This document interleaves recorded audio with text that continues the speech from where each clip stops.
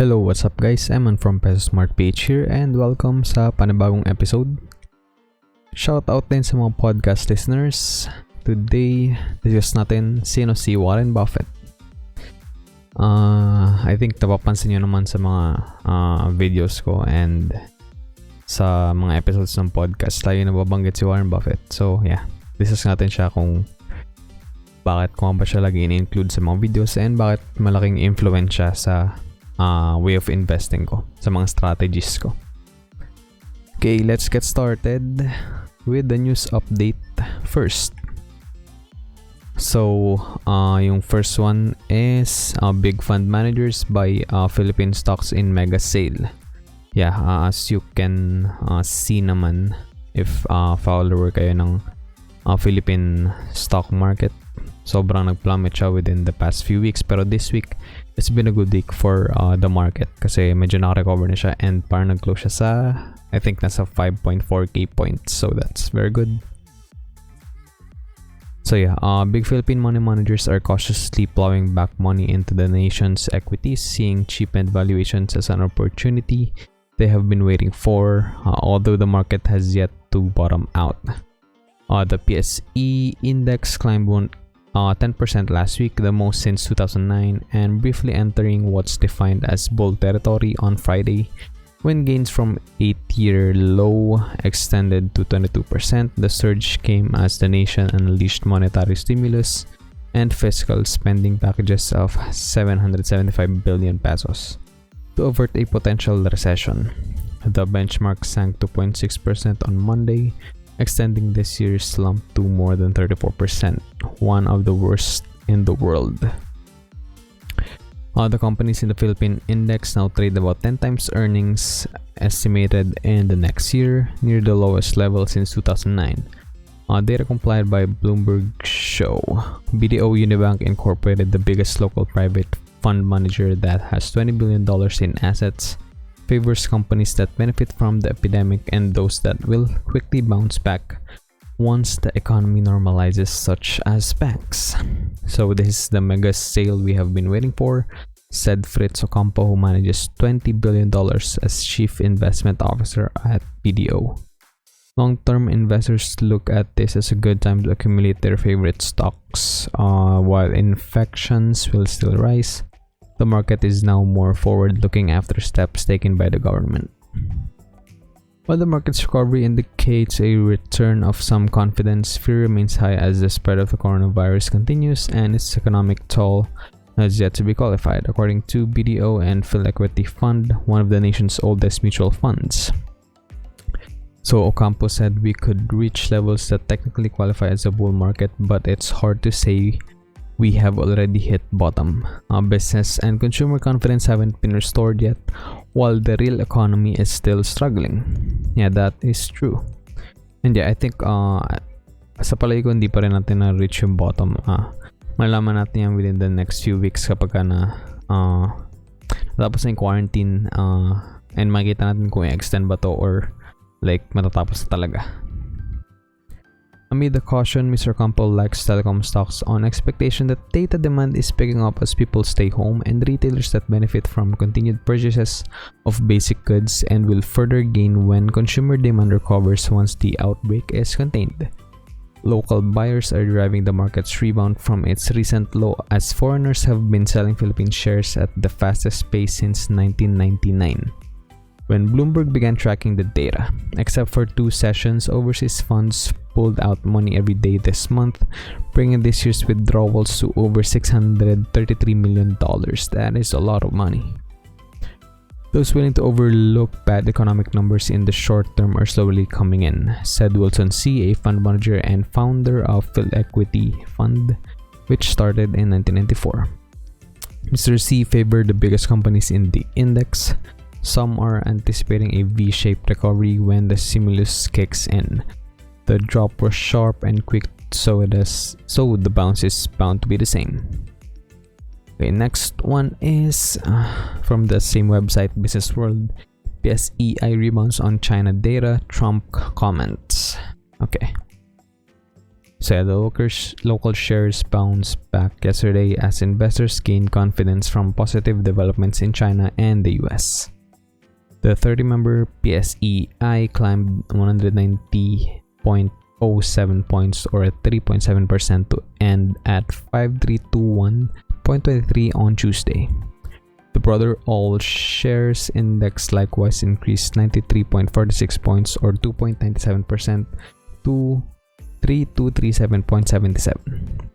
The local market moved up as regional markets were mostly up after manufacturing data from China showed expansion from a contraction in previous data. Diversified Securities Incorporated equity trader Aniceto K. Pangan said in a text message. Okay, and yeah, yung factory activity expectedly expanded in March from a collapse the month before, but analysts caution that a durable near-term recovery is far from assured as the coronavirus disease crisis knocks foreign demand and threatens a steep economic slump. China's official purchasing managers index rose to 52 in March from a plunge to a record low 35.7 in February. The National Bureau of Statistics said on Tuesday above the 50-point mark that separates monthly growth from contraction. And yeah. Ito yung mahalaga. Sabi ni Mr. Limlingan, Philippine stocks closed higher today, building on a strong rally from last week as the US extended measures to contain the coronavirus outbreak. So yeah, medyo like parang takot pa rin tayo pero like yung mga investors. And then like parang na-assure sila, okay, meron namang steps na ginagawa para like ma-contain to. So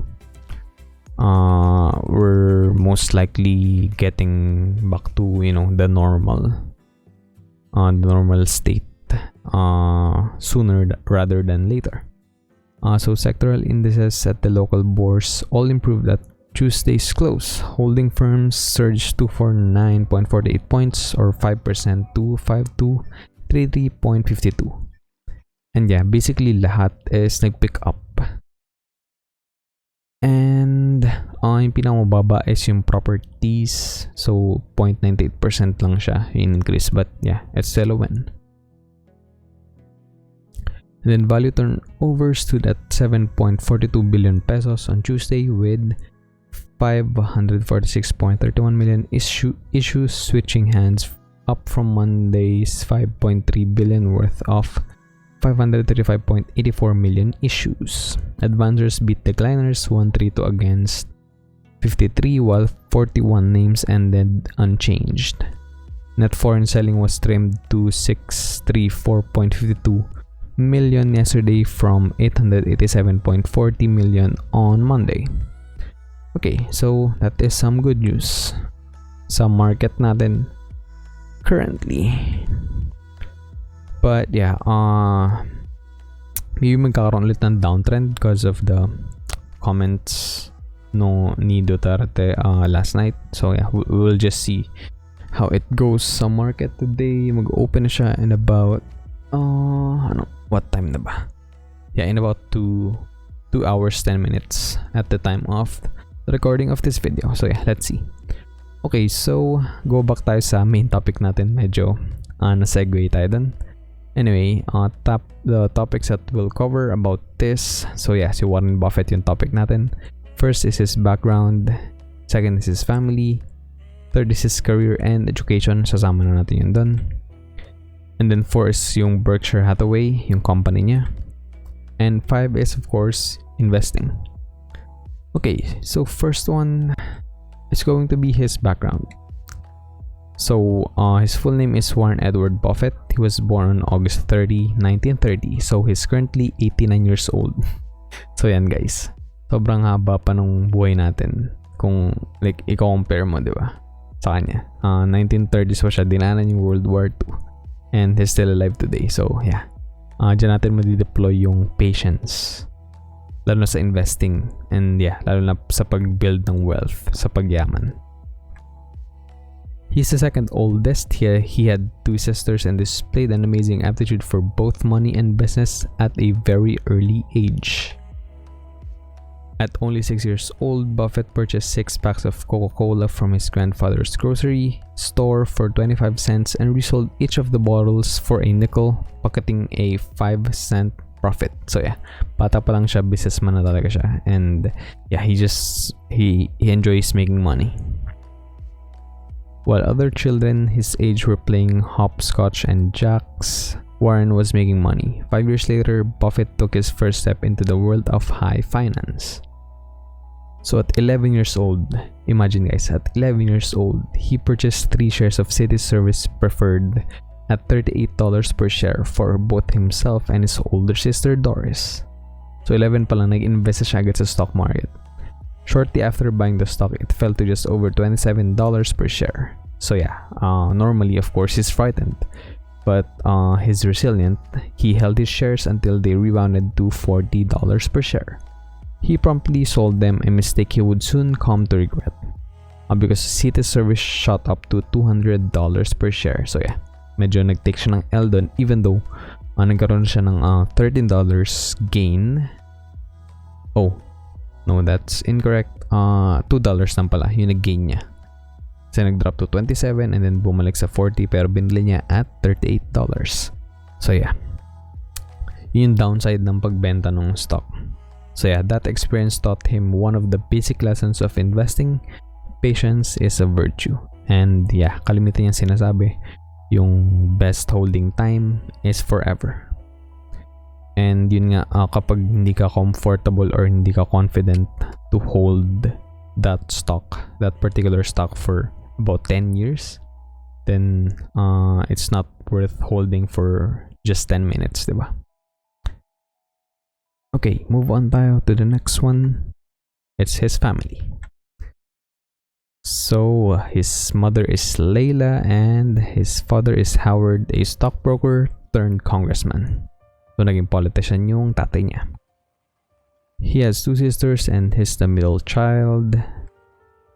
And then he was previously married to his first wife Susan Thompson from 1952 until her death in 2004.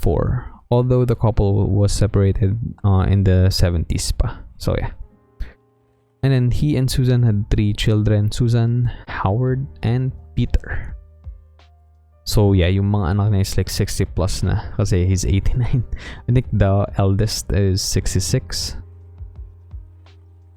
And then in 2006, Buffett at the age of 76 married his longtime companion Astrid Menks.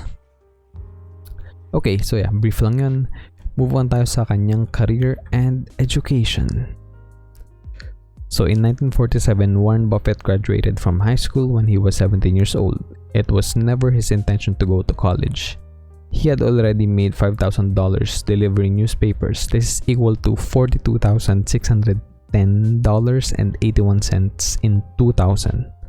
So yeah, adjusted yan sa inflation. So yeah, grabe, di ba? Kakagraduate lang niya ng high school, he has a lot of money na agad kasi nga he enjoys it. He enjoys doing it. His father had other plans and urged his son to attend the Wharton Business School at the University of Pennsylvania kasi nga nakita yung tatay niya yung potential niya. And yeah, yung Wharton is like one of the best business schools in the world. Buffett only stayed 2 years, complaining that he knew more than his professors. He returned home to Omaha and transferred to the University of Nebraska-Lincoln. Despite working full-time, he managed to graduate in only 3 years. So yeah, matalino talaga siya. And then he applied initially to Harvard, but he got rejected kasi yung reason nila is he's too young. Well, anyway, yun nga, nag-close yung door na yun para sa kanya, but he didn't really mind.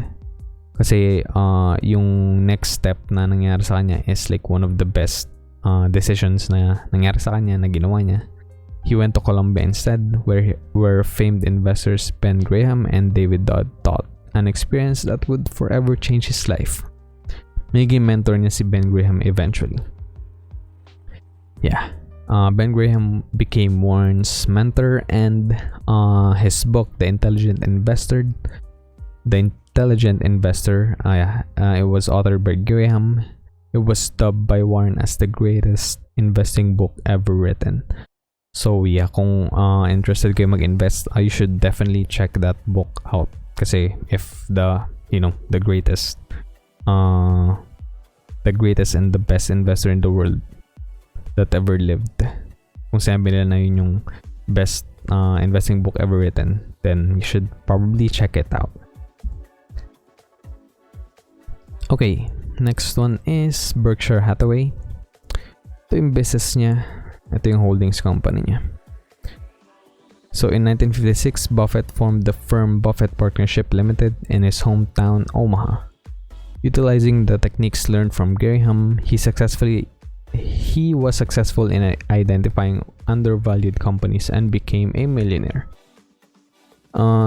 He actually became a millionaire at age 30. One such enterprise Buffett valued was a textile company named Berkshire Hathaway. He began accumulating stocks in the early 1960s, and by 1965 he had assumed control of the company.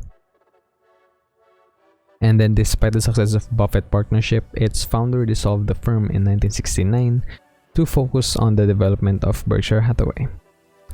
He phased out its textile manufacturing division, instead expanding the company by buying assets in the media, for example the Washington Post, and then the insurance company Geico and oil Exxon.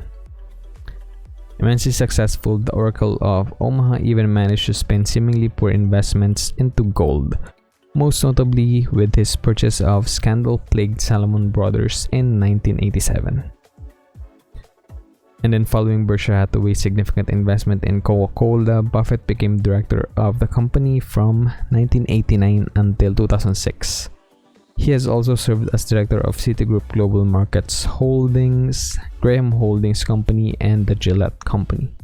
So yeah, lahat nung na-involved na businesses sa kanya, they became really successful. It seems like everything that he touches turns into gold. And ito, yung stock prices nung Berkshire Hathaway, ito yung history. Look at that. Yung highest niya is $347,400. Again, it's $347,400 per share. Yun yung high niya. Ito na yung pinakamahal na stock price ever recorded sa history ng mundo. So, yung isang stock price is yung katumbas 17 million pesos. 17,699,943 and 15 centavos to be exact. Damn. That is a lot of money for just one stock. It's very valuable. Oh, I'm sorry. Na-skip to. Well, yeah. It's just an image. Stock photo. Oh, yeah. And yung last is investing. So, as we all know, na-discuss natin kanina, Buffett was a disciple of Benjamin Graham's philosophy of intelligent investing. And then some of Warren's biggest investments are, first is Bank of America. So, nag-comprise yun ng $925 million sa portfolio niya. And then obviously Coke, kasi bata pa lang siya, like parang yun yung binabuy and sell niya. So alam niya yung value nun. So 400 million. And then Kraft Heinz, 325 million. Wells Fargo, 323 million. Apple, 245 million. American Express, 151 million. Sirius XM, 136 million. US Bank Corp, 132 million. And then Bank of New York Mellon, 79 million. General Motors, 75 million. And of course, he's a value investor that buys businesses instead of considering them as stocks or securities. Hindi ko maalala kung saan interview ko yun napanood, but yeah, parang may nag-ask ng question sa kanya and kay Charlie, yung partner niya sa Berkshire, na paano ba nila dinidistinguish kung ano ba yung dapat bilhin nilang stocks, like paano ba sila naglalaro sa market. And yun, simple lang yung explanation niya. Sabi niya, naghahanap lang siya ng businesses na profitable, wala masyadong utang, and sa tingin nila maglalast in the next 10, 20, 30 years. And yun, kinoconsider niya na bumibili siya ng business, hindi ng parang stock lang na ayun, on paper lang, diba? So, yung example niya dun is, kunyari, farm, diba? Like, paano ba naging profitable yung farm? Diba? Dapat, like, healthy, for example, yung animals, diba? Tapos, yun, makapagtanim sila ng ayos. And then, syempre, merong mga overhead, yung costs, nasa ano rin, kailan mo rin consider yun. Lahat ng expenses. And yeah, pagka kumita yung business, kunyari, yung farm mo na binili, syempre, kikita ka, diba? That's basically yung simple explanation niya about buying stocks. So yes, basically buying a business, a part of the business. And then ito yung net worth niya from 1944. From he was 14 years old back then until now, 2019. Well, 2020 na. 89 years old. So makikita nyo, itong graph is nasa billions in US dollars. So as I mentioned earlier, at around age 30, siya nagkaroon ng 1 million. Yung net worth niya is $1 million na. And then yun, from 30 to at around 53 years old, siya lang siya naging billionaire. Diba? Ang layo nun, ang layo nung gap. Pero well, he's well off na rin kasi millionaire na siya at age 30, and that's young. Pero accumulate niya yung parang bigger part ng wealth niya at the later years of his life. Like ito. Like at age 60, 70-ish, dun talaga sobrang tumaas ng net worth niya. Kasi nagbibigay na ng dividends yung investments niya when he was young. Yung binibuild niyang portfolio. And then now, nasa 84 billion dollars na yung net worth niya. So yeah. This will like give you yung perspective of, you know, being patient. And yeah, kung gaano kahalaga yung value investing, dividend investing. Okay. So, ito yung sources natin, guys. Konti lang yan. Ilalagay ko na lang yan sa description sa baba para you can check them out. And para mabasa nyo rin ng buo yung mga articles na yan and yung mga biography. Okay. So, ito na yung end ng episode, guys. Don't forget to like and share if natripan nyo yung episode na to and yung mga content ko. Every Tuesday and Thursday tayo nag-upload ng new episodes, and Saturday, Sunday nag-upload tayo ng mga motivational videos na kiniklip ko from content that I consume. And of course, subscribe na rin kayo para wala kayong ma-miss out, and ring the notification bell. Before we end, share ko lang sa inyo tong quote from Warren Buffett. Sabi niya, "Time is the friend of the wonderful company, the enemy of the mediocre." Yeah, basically, kapag maganda yung business model, pag maganda yung company, kumikita, kahit gano'n pa yan tumagal, talaga maging successful sila. Example ng local company is yung San Miguel, di ba? Like 1800s pa dyan na yung San Miguel.